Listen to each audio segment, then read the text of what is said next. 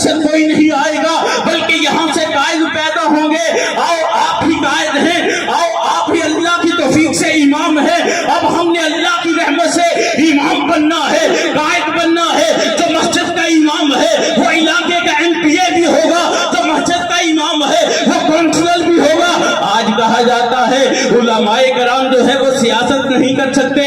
और लोगों सुन लो, अगर दीन से सियासत निकाल दी जाए तो चंगेजी रह जाती है। कायनात का इमाम मदीनतुल रसूल का हुक्मरान भी था, मदीने का सियासतदान भी था।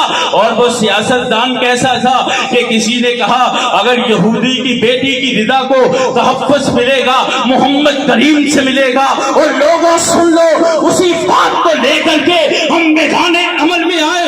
अपनों बगाए बेगानों की बेटियों की इज्जतों का दिफा करना हमारा मंशूर और दस्तूर है।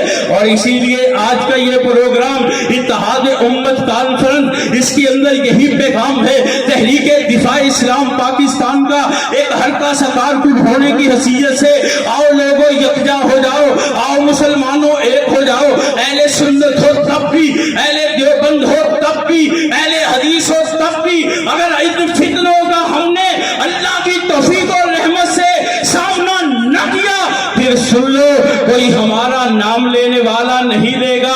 आपने देखा गाजी इल्मुद्दीन शहीद रहिमहुल्लाह को, वो गाजी इल्मुद्दीन जिसने अल्लाह के महबूब पैगंबर की हुर्मत के लिए मैदान अमल में आए, अल्लाह पाक ने उनको इज्जत दी। इसीलिए कहता हूँ फिक्र न करो, बड़ी जरूरत तो हम देंगे। लहू का तेल चरागों में चलाने के लिए, कुरान और सुन्नत की अजमत के लिए हम होंगे सबसे पहले।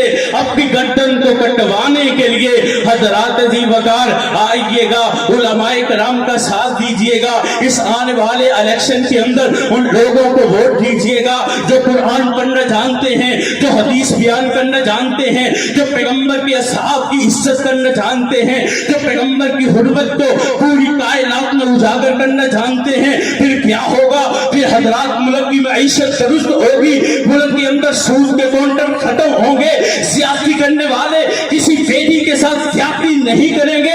ये तभी मुमकिन है जब हजरत उमर बिन खत्ताब का दौर आ जाएगा। हाँ हाँ लोगों आएगा, आप लेकर के आएंगे, आप इस्लाम का बोलबाला करेंगे, आप इस पाकिस्तान के सबसे बड़े पार्लियामेंट के ऊपर ला इलाहा इल्लल्लाह मुहम्मदुर रसूलुल्लाह के परचम को बुलंद करेंगे।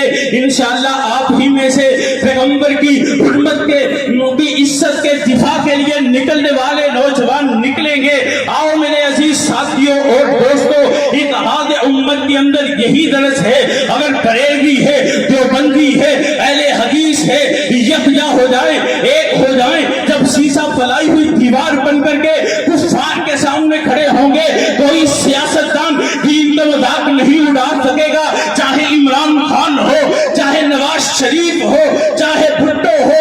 हजरात रब्बे अकबर की कसम है, आज हमारी सफों के अंदर वो घुस चुके हैं। हमने उनको अपनी सफों से निकाल करके अल्लाह की तौहीद को बुलंद करना है, पैगंबर की रिसालत को बुलंद करना है और इस समर का ऐलान कर देना है। जान दी हुई है उसकी, हक तो ये है कि हक अदा ना हुआ। क्या पैगंबर के लिए मैदान अमल में आओगे? क्या नबी के असहाब के लिए मैदान अमल में आओगे?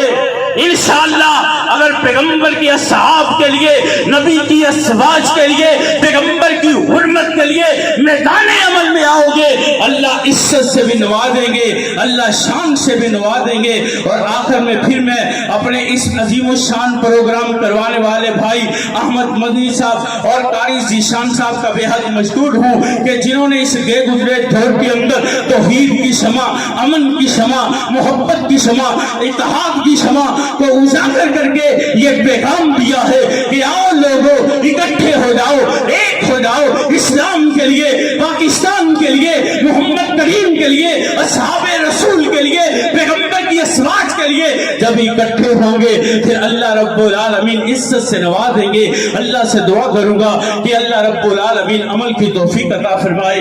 व आखिर दावा।